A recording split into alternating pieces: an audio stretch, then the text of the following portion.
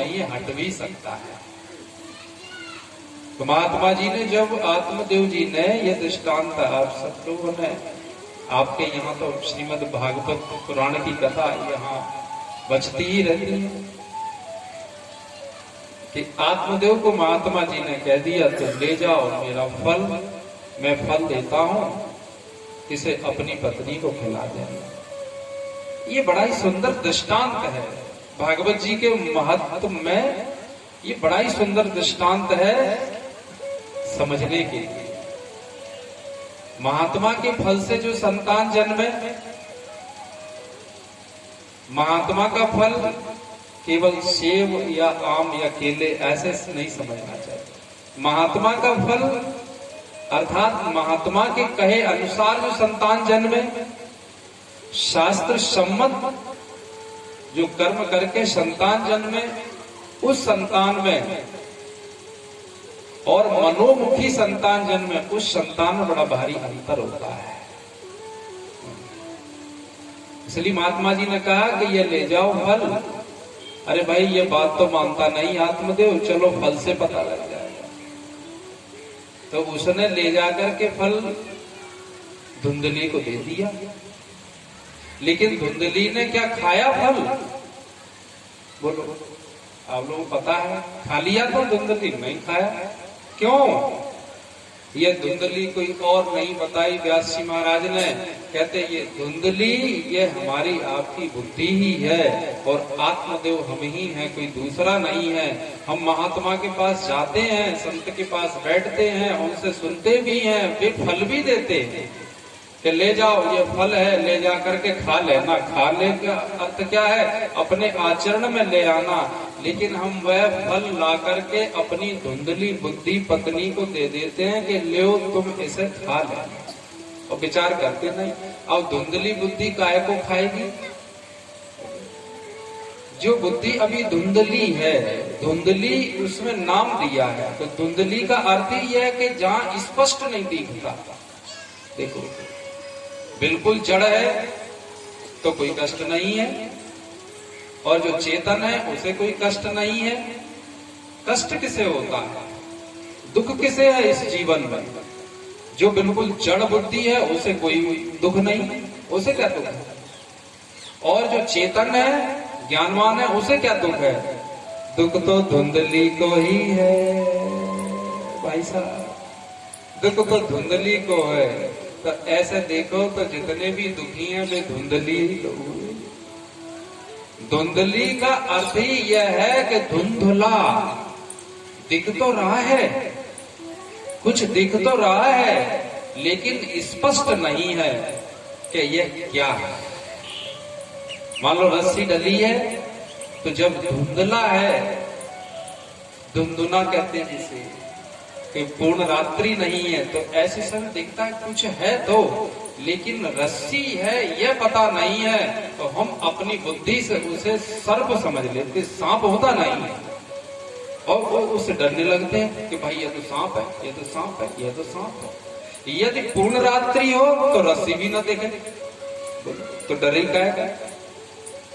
और यदि पूरा दिन हो तो फिर दिख ही जाए कि ये रस्सी है। लेकिन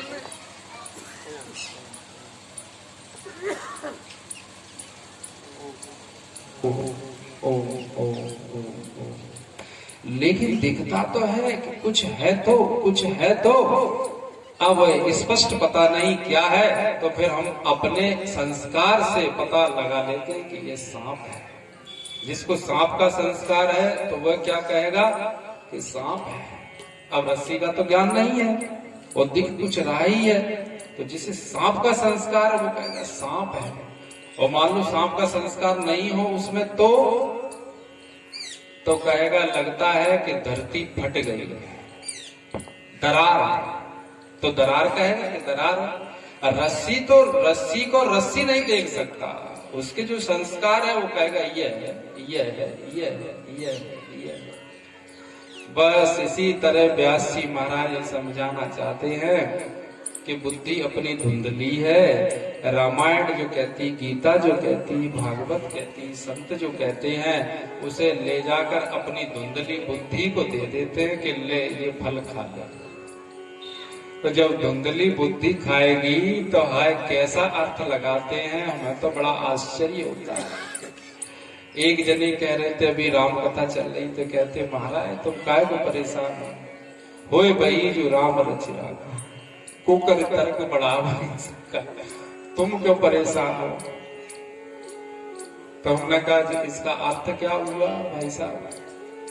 कहते जो राम करेगा तो ही होगा। तो हमने कहा हम कथा कर रहे तो अपनी मर्जी से कर रहे हैं, क्या ये राम नहीं करा रहा। तो हम परेशान हैं तो क्या राम नहीं करा रहा। तो यदि ऐसे ही समझते हो तो सब कुछ ही राम करा रहा है, तो तुम काहे को परेशान हो। तुम ये सोच सोच के क्यों, पर जब सब राम ही कराता है तो बात ही समाप्त होगी, फिर तब कहीं कुछ बचा ही नहीं। तो होए वही जो राम रचि राखा। तो उसका अर्थ क्या लगा लेते कि शराब पी रहे हो तो फिर उनसे कहो कि महाराज शराब, तो कहते हैं होए वही जो राम रचि। ये हम जान के कह रहे हैं, जान के क्योंकि हम छुड़ाना चाहते हैं। जो लोग शराब पीते उनकी शराब छूट जाए, तो इतना ही हम कर पाए हैं। आत्मज्ञान तो हमें ही नहीं, भगवान तो हमें ही नहीं मिले, लेकिन हम समझते हैं कि यदि इन चीजों से छूट जाए अपन, फिर देखो आनंद। ऐसा कोई व्यक्ति हो, देखो ये बुरा मानने वाली बात नहीं, ये तो हमारे अपने हो इसलिए कहते हैं। यदि कोई ऐसा व्यक्ति हो जो भोजन भी ऐसे लेता हो कि सात्विकता से, ज्यादा मिर्च नहीं खाता हो, ज्यादा मसाले नहीं खाता हो, बड़ा सात्विकी भोजन लेता हो, उसकी बुद्धि बड़ी सात्विकी हो। जब सात्विकी बुद्धि हो, स्वाध्याय करता हो, भगवान का नाम लेता हो, सुबह दोपहर और शाम, ये 3 समय भगवान के भजन के बताए गए। जो भी मनुष्य सुबह दोपहर और शाम यदि 10-10 मिनट भी भगवान का नाम जप ले, तो समझ लेना चाहिए कि उसकी निश्चित आध्यात्मिक उन्नति होगी, उसकी बुद्धि बढ़ेगी बढ़ेगी, ये कहा। और यदि सात्विक आहार नहीं है, बुद्धि जब राजसी होगी, यदि हम रात भर जग के आए हों, किसी की बारात करके आए हों, तो क्या होगा फिर। कितनी भी अच्छी कथा हो लेकिन सुन नहीं सकते, केवल कान के द्वारा आवाज तो आएगी कि कुछ हो तो रहा है, लेकिन वही धुंधली बुद्धि जैसा होगा। कुछ हो तो रहा है लेकिन इतनी मुसीबत में फंस जाएगा आदमी कि हाय अब कब कथा समाप्त होगी, कब। वो कथा कैसी है, कथा कि कथा सुनने के बाद ऐसा लगे कि अब तो ये कथा चलती ही जाए, और 1 घंटा चले, 5 दिन की बजाय और 7 दिन चले और 8 दिन चले। जिनके श्रवण कैसे हैं, समुद्र के श्रवण, जिनके काम समुद्र की तरह। समुद्र में नदियां आती हैं, नदियां आती हैं, नदियां कितनी नदियां समा जाएं, लेकिन समुद्र का मन नहीं भरता है। समुद्र का मन भरता है, नहीं भरता। ऐसे जो रसिक होता है ना कथा का, तो पढ़ ले तब भी मन नहीं भरे, सुन ले तब भी मन नहीं भरे, लगता है और अब पढ़ेंगे और सुनेंगे और सुनेंगे और सुनेंगे। जो कथा के रसिक होते हैं, और सुनेंगे और सुनेंगे, रोज सुनेंगे, जहां जहां सुनने को मिलेगी, कहने को मिलेगी और सुनेंगे। ये कथा के रसिक हैं। लेकिन बुद्धि सात्विकी होगी तब तो। यदि खान पान पर नियंत्रण नहीं, युक्ताहार विहारस्य युक्त चेष्टस्य कर्मसु, कहा, यूं तो रामदेव बाबा योग बताते हैं आपको, बहुत अच्छा है शारीरिक दृष्टि से, लेकिन श्रीमद् भगवत गीता ने जो योग की परिभाषा करी है, भगवत गीता वाला जो योग है, योगो भवति दुःखा, जो गीता का योग है वो दुखों को हरने वाला है, दुखों का नष्ट करने वाला है, ये गीता का योग है। और गीता का योग क्या है? आज हम और आप भले ही थोड़े से लोग हैं, लेकिन जो प्रथम दिवस से ही आ जाते हैं तो निश्चित मानो कि प्रथम दिवस ही तो कथा, वास्तविक कथा वहीं से प्रारंभ होता है। श्रोता वक्ता ज्ञान निधि कथा राम की क्यों, यह भी तो अपने आप में एक फल है। यदि कोई व्यक्ति, कोई नर नारी पहले दिन से लेकर के, पहले शब्द से लेकर के और कथा के समापन तक केवल सुन भर ले, उसका भी एक फल है। अभी हमने वृंदावन में पिछले समय लॉकडाउन से पहले कुछ स्वामी गिरीशानंद जी महाराज हैं, अखंडानंद सरस्वती वृंदावन वाले, आप सब लोग जानते हैं। उनके परम प्रिय शिष्य स्वामी गिरीशानंद जी महाराज, उनकी कथा श्रवण की थी, पहले अक्षर से लेकर के अंतिम तक। तो बड़ा भारी ऐसा लगा कि बुद्धि की उन्नति हुई, विनय प्रयास हुए भंगा। इसीलिए तो कहा है, सत्संग में क्या कर रहे हैं? केवल श्रवण ही तो कर रहे हैं, सुन ही तो रहे हैं, लेकिन बुद्धि बढ़ रही है। सुनने मात्र से बुद्धि बढ़ रही है, विनय प्रयास, कोई प्रयास नहीं।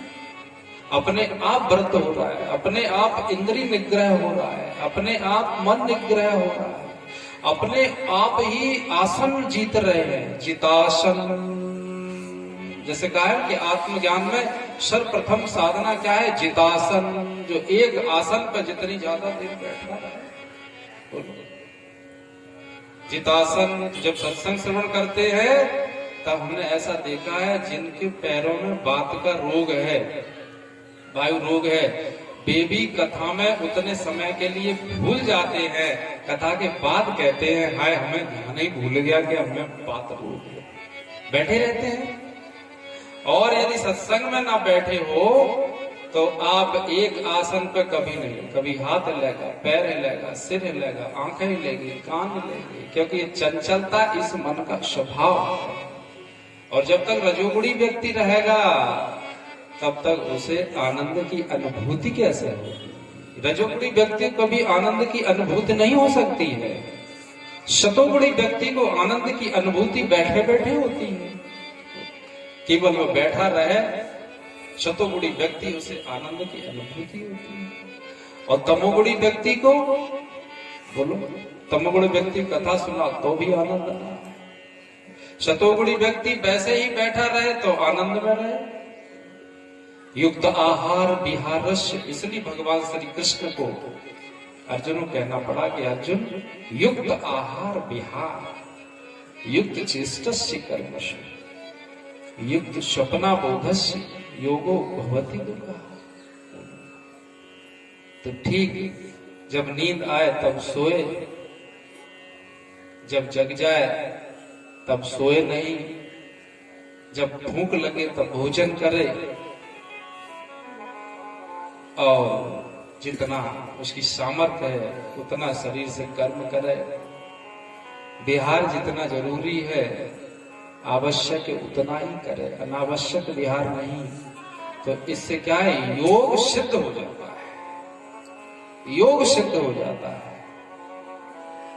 यह एक सबसे महत्वपूर्ण प्रक्रिया श्रीमद् भगवत गीता ने बताई है, और इस पर ध्यान नहीं देंगे तो बोलो तो आत्मदेव की तरह कहेंगे, भाई लड़के के बिना कल्याण नहीं होगा। देखो भाई, लड़के के बिना कल्याण नहीं होगा तो मानो लड़के बिना कल्याण नहीं होगा, तो वो फल नहीं। जब संत को फल देंगे, फल माने यही ज्ञान देंगे, ज्ञान रूपी फल है, लेकिन व्यक्ति अपनी धुंधली बुद्धि में ले जाके रख देता है यह ज्ञान। तो धुंधली बुद्धि कहती है कि ज्ञान से क्या होगा, ज्ञान से क्या होगा? जो धुंधली ये सोचती है कि यदि मैं फल खाऊंगी, देखो पूरा अध्यात्म है यहाँ महात्मा। धुंधली पत्नी आत्मदेव की कहती है यदि मैं फल खाऊंगी तो क्या है, मेरा पेट बढ़ेगा, फिर मैं चल नहीं पाऊंगी, फिर मेरी ननदें आएंगी, वो मेरा सब सामान ले जाएंगी। ऐसा श्रीमद् भागवत पुराण में यह शब्द वृत्तांत लिखा है। तो कितना सोचती है धुंधली बुद्धि, तो कहती है तो खाएं क्या, तो बहन का पुत्र ले आती है। ऐसे ही एक व्यक्ति कह रहा था कि हम कथा जा से नहीं सुनते ज्यादा, कि कथा में बैठो तो लगता है बैराग्य हुआ, अब हुआ, अब हुआ, और हम घर छोड़ना नहीं चाहते, हम आसक्ति छोड़ना नहीं चाहते, हम मोड़ी मोड़न से मन हटाए नहीं चाहते। वो कथा में बैठो जी लगता है सिद्धि का तासे हम कथा में बैठते महाराज। अब यही तो धुंधली बुद्धि ने सोचा कि हाय फल खाएंगे तो सब सामान लूट ले जाएंगी नंदे। तो यही हम और आप सोचते हैं, हाय यदि कोई बात मान ली महात्मा जी की तो बैराग हो गया तो जनक का हो गया, बोलो तो कथऊ सुन जाए और बैराग भी ना हो, वो कथऊ सुन जाए, दोनों काम हो जाए। तो भैया यदि बैराग नहीं होगा तो रामायण की बात को लेकर उलर मरोगे, होती ही लड़ाई। इसलिए कैसी कैसी बातें आती हैं। गोस्वामी जी कहते हैं निज भ्रम नहीं समझे अज्ञानी, प्रभु पर मोह धरे जड़ प्राणी। निज भ्रम को नहीं समझता है, अपने अज्ञान को नहीं समझता है, लेकिन सामने दोष देता है, अपने भ्रम को नहीं बैठता है। यदि वह फल खा लिया जाता, या धुंधली उस फल को खा लेती तो क्या है, उस फल को किसने खाया? उस फल को गाय ने खाया। जब उस फल को गाय ने खाया तो महात्मा जी के फल से जो पुत्र उत्पन्न हुआ उसका नाम क्या था? गोकर्ण। बोलो, तो चाहे ऐसे कह लो कि गाय जैसे कान, और चाहे ऐसे कह लो कि समुद्र जैसे कान, बड़े बड़े कान, जो कथा से कभी जिसके कान भरते ही नहीं है। और कथा सुनेंगे, और कथा सुनेंगे, और कथा सुनेंगे। बोलो, और कथा पढ़े, आहा कितना आनंद आता है। जब स्वामी रामकृष्ण परमहंस को कोई कह देता था महाराज राम राम, तो पहली राम के बाद दूसरी राम शब्द आ नहीं पाता था। पहले राम सुनते ही रामकृष्ण महाराज की समाधि लग जाती थी। 5 दिन बाद वो समाधि टूटती थी। ऐसे ही रामायण में ऐसे ऐसे प्रसंग हैं कि जिनको रसिक लोग पढ़ते हैं तो पढ़ते पढ़ते उनका भाव इतना प्रबल हो जाता है कि कहो आगे बढ़ ही ना पाए, आगे बोल ही ना पाए आगे। इसका अर्थ है स्वाध्याय करना। और एक यह भी पढ़ना है कि अखंड रामायण चल रही है और वाचक हैं, वे बाच रहे हैं। उनसे हमने पूछा जब उतर के आए कि कहाँ बाँच रहे थे, कि यही तो नहीं पता। तो हमने कहा कांड तो बताया नहीं, क्या अब कांड ही जानते होते तो क्या, तो उन्हें यही नहीं पता हम कहाँ छोड़ के तो 2-4 पन्ने पलट जाए तो बिना का बोलो। ऐसा नहीं, या कोई सुन रहा हो बाहर अखंड चल रही हो तो जो संपुट बोलते हैं, हमने कई बार देखा है, ये अनवय बात है। संपुट बोल रहे नाथ सकल संपदा तिहारी, मैं सेवक समेत सुतनारी। तो हमने कहा अभी कहाँ चल रही है, कि जी नहीं पता, जी नहीं मालूम। अब यही नहीं पता तुम्हें तो काहे को संपुट पे बैठे बड़ा आश्चर्य है। और एक वे व्यक्ति हैं कि महाराज यदि उसमें चौपाई में कोई बात आ गई, यदि यह भी आ गया कि श्री राम जी भरत जी को उठाते समय उनका कंधे का वस्त्र गिर गया, बस इतना देख करके और सभी जितने वहां उपस्थित लोग थे वो भरत जी को प्रणाम करने लगे। समझदार व्यक्ति इतने में समझ लेता है कि जब भगवान झुक गए भरत जी के लिए, भगवान के कंधे पे डला उनका वस्त्र भरत जी के ऊपर गिर पड़ा, तो अब हम काय को खड़े हैं, तो वे भी भरत जी के लिए झुक गए। एक समझदार व्यक्ति को होता है। बोलो क्या नहीं है रामचरितमानस में। हमें तो लगता है यदि आज की बुद्धि समझ सकती है तो रामचरितमानस ही समझ सकती है।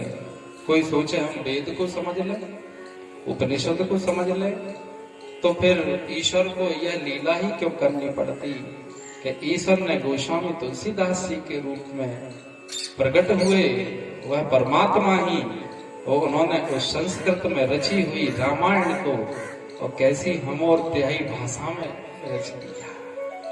उसमें अब क्या है, सरल से सरल कर दिया। अब तो केवल पियो पियो, शास्त्र पिए जाते हैं। शास्त्र को बोलो क्या है, और रटना नहीं है, लड़ाई के लिए नहीं, वाद विवाद के लिए नहीं, ये शास्त्र पीने के लिए बने हैं। नहीं क्यों कहते, निगम कल्पत्रोर गलितम फलम शुक मुखाद मृत द्रव संयुतम पिबत पिबत पिबत, कहा ना पियो पियो, पीने। भागवतम ऋषिमालयम मुहुरो रसिका भुवि भावुका। जब तक जीवन है, सुखदेव जी महाराज कहते, व्यास जी महाराज, नारद जी महाराज, शंकादिक महाराज, जब तक जीवन है तब तक पियो पियो पियो, कथा पियो। कथा पीने के लिए, जो कथा को पी लेता है, आहा भव सागर से पार हो जाता है। क्योंकि नागर जी महाराज क्या करते थे, ये उनका स्वयं का बनाया हुआ, उनके स्वयं की बनाई हुई लाइनें हैं, ज्यादा हमें स्मरण नहीं है, 2-3 लाइनें स्मरण है। राम नाम बोलो मन हरे, राम बोलो रे, राम नाम बोलो मन हरे, राम बोलो रे, राम नाम बोलो मन हरे, राम बोलो रे। गाइए और आप मिल करके, राम बोलो रे, श्याम नाम बोलो मन हरे, राम बोलो रे, राम नाम बोलो मन हरे, राम बोलो